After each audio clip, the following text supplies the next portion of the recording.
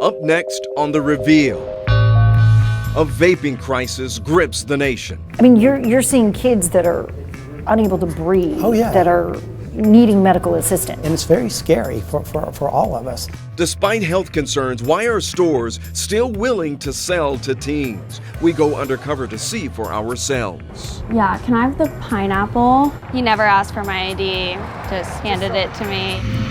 This is a tragedy that is entirely preventable. I don't want any other families to have to suffer like we have. His son was killed in an Underride accident. Now her father fights for change. They carry our most precious cargo, but our investigation reveals how often bus drivers break the law. You of all people should know that's a no-no. From our Midtown studios in Atlanta, The Reveal begins now with our multi-Emmy and National Murrow Award-winning team of investigators. Welcome to The Reveal. I'm Brendan Keefe. And I'm Faith Abube. Teenagers and vaping. It's become a nationwide problem, and the popularity and danger is getting worse. In 2019 alone, we have seen a 78% surge in vaping among high school students. Some blame the high nicotine levels in vape pods. Others fault the marketing and mixed messaging. Whatever the reason, kids are getting sick and some are dying. And the front line of this epidemic is your child's school. Vaping. A swirl of fine particles that can be odorless, even invisible, unregulated, and until recently, thought harmless. I mean, you're seeing kids that are unable to breathe, that are needing medical assistance. Absolutely, immediate. During the day. And it's very scary for all of us. This school year alone, paramedics have rushed to this Forsyth County High School 6 times. You know, you have to lock your school down. In the medical community, time is everything. It's the kind of scene Superintendent Jeffrey Bearden wants to avoid. The district is one of 5 in Metro Atlanta that has increased penalties for vaping, now in automatic suspension, especially when it includes THC. But it only turns the pink color if there is THC present. School resource officers have started testing confiscated vape equipment, and there is plenty of it. I mean, are you finding vapes with THC in them? Yes, ma'am. Yes, ma'am. We've already had 2 confirmed cases already this year. 2 at this school, but 20 cases district-wide. And each case represents a student suspended, some sent to an alternative school. You like it, you want to do it again. This senior was one of them. He says his grandfather vapes. So I never saw it as something more than just help for addiction. But when I saw people doing it, I was like, hey, what's the big deal with it? Not that it would make me cool, but to see what a buzz was like, because I was interested. Speaking candidly but anonymously, I asked these high school students to tap their foot if they knew any student that vaped or was addicted to nicotine. You know, like anything else that becomes popular, everyone wants to try it. They'll do it in the hallways, they'll do it in the middle of class. Apparently vaping and not getting caught is part of the rush. If you do it, like, you're cool, like, because the school says so much of, like, don't do it, so, like, they do it. But before you pass this off as a Forsyth County problem, look at the spike in tobacco-related offenses, most due to vaping, at all of Metro Atlanta's largest school districts. 3 districts even told me they've had to confiscate e-cigarettes from a student in an elementary school. Every day we're learning more and more about the long-term side effects of... That's why some school districts have turned to their own students to convince classmates not to vape. From PSA competitions... My chest started hurting. ...to a near-death experience. My eyes felt like they were beating out of my head. Paulding County High School student London Davis openly talks about the day paramedics had to rush him to the hospital. Then I started having seizures, and eventually my heart stopped. Still, his story is not enough. Paulding has already disciplined 98 middle and high school students this year. Students say they are well aware of the risks. They know about the deaths, 18 of them so far. They know about the 1,000-plus confirmed and probable illnesses related to vaping, 24 of those here in Georgia. They know one Juul pod contains as much nicotine as an entire pack of cigarettes, and that the teenage brain is more susceptible to addiction. They also know it can lead to a lack of impulse control, focus, and mood disorders. We've been being told about addiction since 6th grade in health. And does that make any difference? A lot of people have that belief that they're invincible. None of these students say they vape right now, but at least one admits she might someday. I don't know, I just don't want to feel like like out of place. If that kind of honesty makes you cringe, fix it. These teens say this one is up to the adults. Change the marketing of vaping, cut off the supply, regulate the industry. The marketing around vaping has been from the very beginning, safe alternative, flavors that are appealing to young people. All those things mask the dangers. In the past 3 years, the FDA has issued 80 warning letters to Georgia retailers caught selling e-cigarette products to minors. We mapped the locations, and about a third are within a half mile of a school. Were your Juul pods? Yeah. The reveal sent an 11 Alive employee that looked underage to stores in Fulton and Cobb counties to see who would sell her vape juice without an ID. Can I see your ID? Yes. You look, honestly, you look about 16. Really? Yes, really. This one, just blocks away from Sprayberry High School, seemed to learn its lesson after getting busted by the FDA in 2017. Hello. I'm just looking for some Juul pods. Because our buyer was asked for ID as soon as she walked in the door. In fact, all of the vape shops refused to sell to her. Okay, well, I don't have my ID. I can't sell it. Okay, that's fine.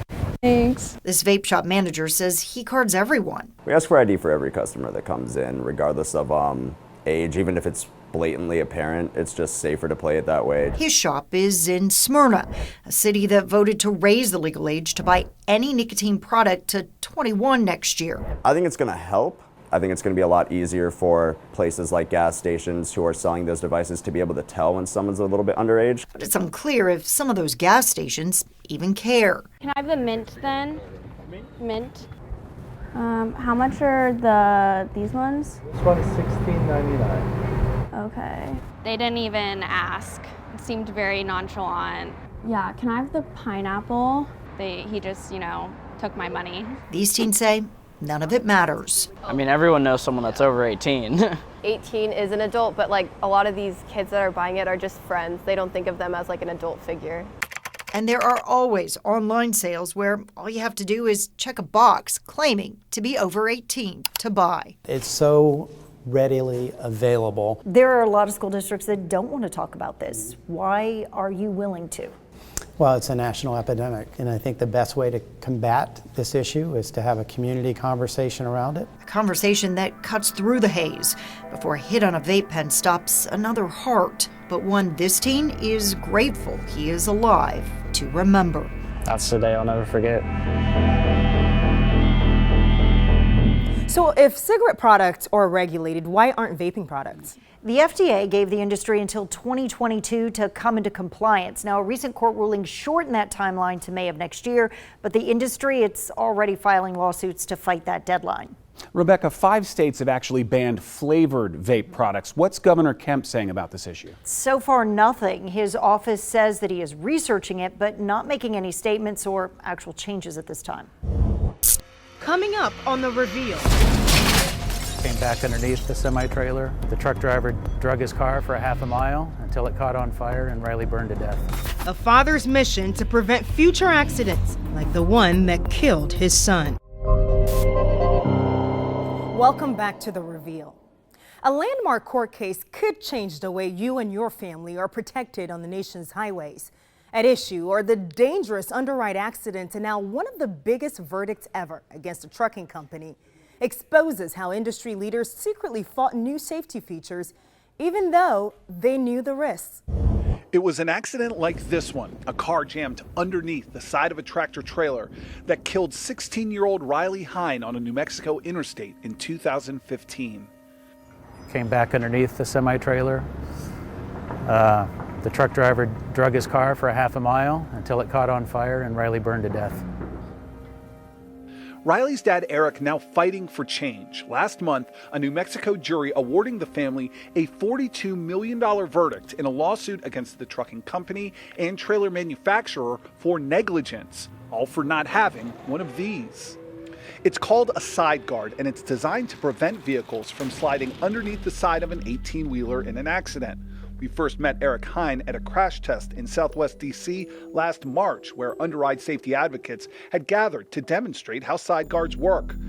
Right now, side guards are not required on trailers, even though the trucking industry's own expert at trial admitted hundreds die every year in side underride accidents with tractor trailers. But rather than including side guards on their trucks, internal documents, which came to light in Riley's case and were obtained by WUSA 9, revealed the trucking industry has been fighting the use of side guards for years. This letter from the Truck Trailer Manufacturers Association asking all the major trailer manufacturers for data on the potential costs of side guards to, quote, develop and evaluate possible defense strategies to side underride lawsuits. That survey, done way back in 2004, just 1 year after a trucking company in Texas was sued for negligence in a side underride accident. The victim's family in that case awarded $36 million in what was the largest verdict in a side underride lawsuit until now. This is a tragedy that is entirely preventable. I don't want any other families to have to suffer like we have. After WUSA 9's series of reports, Big Rigs, Big Risks, U.S. Senator Kirsten Gillibrand introduced bipartisan legislation to save lives by requiring those underride guards on the sides and front of semis, as well as updating standards for underride guards on the back of trucks, which are already required by law, but often don't hold up in accidents. In our reporting, one of the main problems has been that this risk has been on the road for decades and no one has been successful in creating change. It's shocking how this has hurt families and communities all across the country. 2 years later, that legislation is stuck in committee. Truck safety advocates now believing huge judgments like the one in Riley's case may be the only way to force change. These are the things that ultimately result in the 8-figure verdicts, which can push a motor carrier into bankruptcy. The trucking company in Riley's case is already out of business and will not have to pay its share of that massive judgment. The trailer manufacturer, Utility Trailer Manufacturing Company, promising to appeal the nearly $19 million it was ordered to pay for its part of the judgment. Riley's father saying the money not as important as the message. The trucking industry can be held responsible for underride deaths. What would Riley say about it? He'd be proud of us.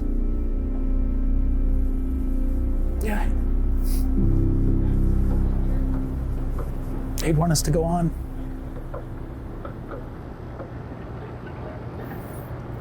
And we will. The verdict will be appealed, and that could likely take years. Riley's dad tells us the family was offered a $14 million settlement that couldn't be appealed. But there was another catch. The family had to keep those internal documents quiet. The deal was rejected because the family felt it was more important the information uncovered go public. Up next on The Reveal, school bus drivers breaking the law. That's crazy. They shouldn't be a bus driver ever again. It's a scary thought to have your child get in a car with a driver who doesn't obey the rules of the road. But countless Georgia families unknowingly do exactly that on any given day when they drop off their kids at the school bus stop. Our Reveal investigation has found dozens of instances where Metro Atlanta school bus drivers were caught on camera breaking the law and putting the very kids they're supposed to protect in danger. The first thing I saw was her laying there. She was laying in the middle of the road. Coweta County 911 operator 30, where's your emergency? It's my daughter.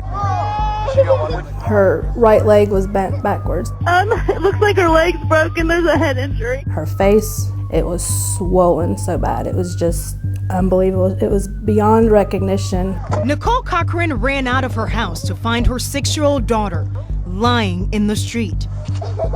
I didn't know what was going on and my brain couldn't process it.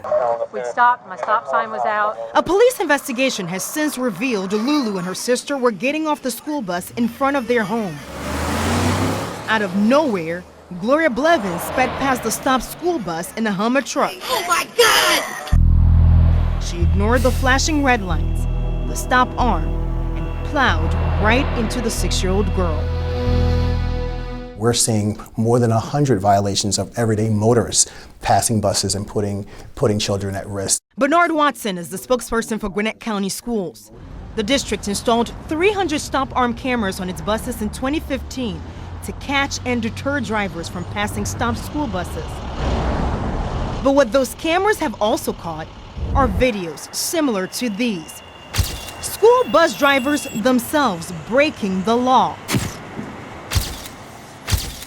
Our investigation found more than 40 instances where Gwinnett County school bus drivers were fined for illegally passing another stop school bus. How can you say safety is paramount in Gwinnett County when you have school bus drivers, the ones who parents are trusting with their kids, violating the law, putting these kids' lives in danger? We're talking about 41 instances of a bus driver not obeying the law. Not to say it's okay, but we want to put this in perspective. We acknowledge that some of our drivers made poor decisions, but we don't want to let their poor decisions tarnish the reputation of the overwhelming majority of our bus drivers who do a good job every single day. Gwinnett County isn't alone. We also uncovered stop arm violations in 10 other Metro Atlanta school districts.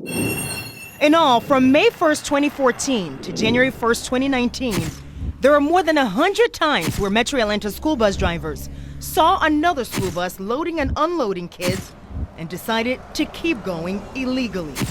You of all people should know that's a no-no. How do you expect other people to do what you're not doing?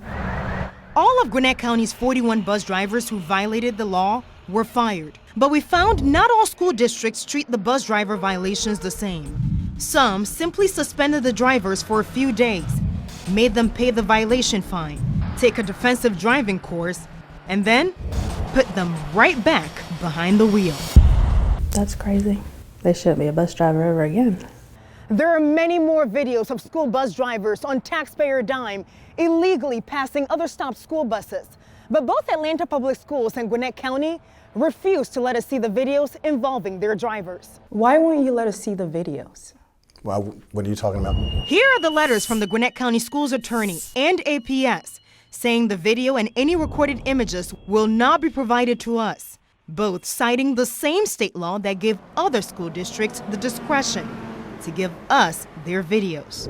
So why, in the name of transparency, won't Gwinnett County let us see these videos? Well, Faith, I'm not an attorney, so I can't comment on that. As a district representative, do you think the public needs to see these videos? Well, we've actually, some of this video has been shown. Correct, but they were not buses passing other stopped buses. Again, I don't feel comfortable talking about this. Go get Kayla and Lulu. Back at the Cochran household, the morning and afternoon routines have changed. I need you in the back, please. The mother of 7 has taken the safety of her kids' travel to and from school back into her own hands. Did you guys have a good day today? Yeah, Mom. You did. I didn't want them to ride the bus again. I just feel safer that they're with me. I mean, it takes a good hour and a half out of my day, but I don't mind. Faith, are the rules any different for school bus drivers compared with the average driver who passes a school bus? They are not. They're actually the same for the general public. So even when school districts don't discipline these drivers, they still have to pay the same fines that the general public does. So at least ultimately, there is some accountability there. If you have a news tip or a comment on one of our investigations, email us at thereveal@11alive.com. Thanks for watching The Reveal, the nation's only weekly local investigative show. We'll see you next Sunday for The Reveal.